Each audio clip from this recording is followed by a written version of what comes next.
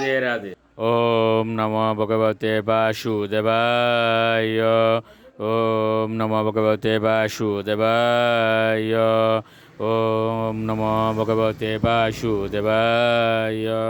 শ্রীমদ্ ভাগবত তৃতীয় স্কন্দ স্থানম সৃষ্টি স্থিতি পঞ্চবিংশতি অধ্যায় ভগবদ্ভক্তির মহিমা।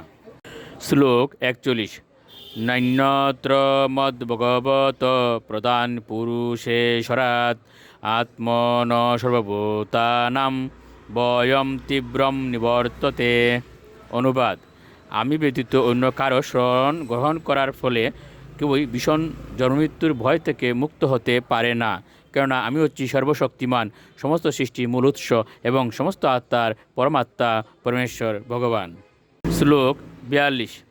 মদ্বয়াৎ বাতি বাতু অয়ম সূর্যস্তপতি মদ্বয়াৎ বর্ষতীন্দ্রো দহতি অগ্নির মৃত্যুশ্চরতি মদ্বয়াৎ।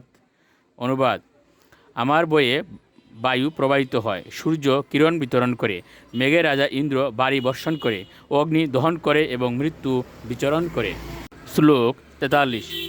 জ্ঞান বৈরাগ্য যুক্তেন ভক্তি যুগেন যুগিন শ্যামায় পাদমূলম্মে প্রবিশন্ত কুতুবয়ম।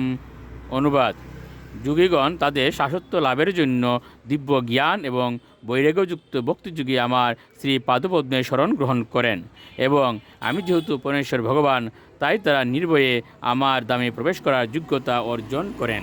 শ্লোক 44।